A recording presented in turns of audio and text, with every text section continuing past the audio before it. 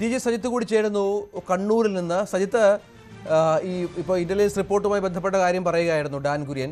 സംഘർഷങ്ങളൊക്കെ ഉണ്ടാകാനുള്ള സാധ്യതയുണ്ട്. അങ്ങനെ ഉണ്ടെങ്കിൽ അത് ഏറ്റവും കൂടുതൽ സംഭവിക്കാൻ സാധ്യതയുള്ളൊരു പ്രദേശമാണ് ആ ഏരിയയൊക്കെ. കാരണം CPM ഏറ്റവും അധികം വിമതശല്യമുള്ള പ്രദേശം. അവിടെ സ്ഥാനാർത്ഥി തന്നെ പോലീസ് പ്രൊട്ടക്ഷൻ വേണമെന്ന് ആവശ്യപ്പെട്ട സാഹചര്യം തളിപ്പറമ്പിലുണ്ട്. അങ്ങനെ എല്ലാവിധ തയ്യാറെടുപ്പുകളും തെരഞ്ഞെടുപ്പ് കമ്മീഷൻ സജ്ജമാക്കിയിട്ടുണ്ട്. കേന്ദ്രസേനയുടെയൊക്കെ സാന്നിധ്യം പലയിടത്തുമുണ്ട്.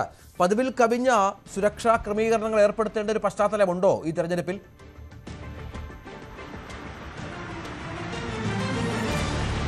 രഞ്ജിത്ത്, ഏറെ വൈകാരികമാണ് ഈ തെരഞ്ഞെടുപ്പ് പോരാട്ടം. തെരഞ്ഞെടുപ്പ് ഫലം പുറത്തു വരുന്നതും അത്തരം വൈകാരിക തലങ്ങൾ സൃഷ്ടിക്കുമെന്ന് ഉറപ്പാണ്. നേതാക്കൾക്കിടയിൽ അത് ഒരു പുതിയ ഏറ്റുമുട്ടലിന്റെ സ്വഭാവത്തിലേക്ക് മാറിയിരുന്നു. രാഷ്ട്രീയ ഏറ്റുമുട്ടലിനപ്പുറം വ്യക്തിപരമായ പരാമർശങ്ങൾ പലതും ഉണ്ടാവുന്നുണ്ട്. നേതാക്കൾ ഇത്തരം പ്രസ്താവന നടത്തിയാൽ അണികൾ വെറുതെ ഇരിക്കുമോ എന്ന ചോദ്യം ഉയർന്നു വരും.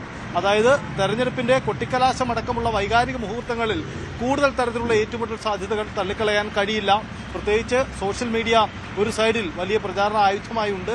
അതുകൊണ്ട് തന്നെ ഏത് തരത്തിലേക്ക് ഇത് പോകുമെന്ന് കണ്ടറിയണം. എന്തായാലും രഞ്ജിത്ത് സൂചിപ്പിച്ചതുപോലെ ഈ കണ്ണൂരിലെ വിമത നീക്കമൊക്കെ ഉണ്ടായ ഇടങ്ങളിൽ പ്രത്യേക ജാഗ്രത വേണ്ടിവരും.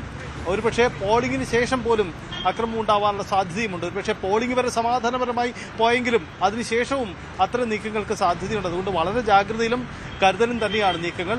നേതാക്കൾ പരസ്പരം വികസനവാദങ്ങൾക്കടക്കം വെല്ലുവിളിച്ചുകൊണ്ടാണ് നീക്കം.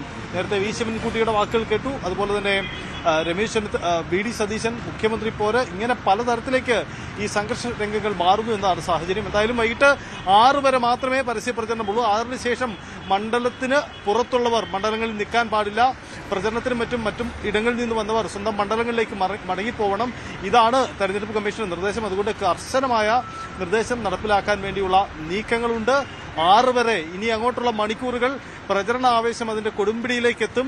വലിയ തരത്തിലുള്ള കൊട്ടിക്കലാശ കാഴ്ചകളായിരിക്കും ഉണ്ടാവുക. കാലാവസ്ഥ വളരെ പ്രതികൂലമാണ്. കടുത്ത ചൂടാണ് സംസ്ഥാനത്തിന്റെ എല്ലാ ജില്ലകളിലും അനുഭവപ്പെടുന്നത്. ഇതിനെ മറികടന്നുകൊണ്ടുള്ള ആവേശ കാഴ്ചകളായിരിക്കും വരുന്ന മണിക്കൂറുകളിൽ ഇനി ഉണ്ടാവാൻ പോകുന്നത്. രഞ്ജിത്ത് പങ്കുവച്ചത്.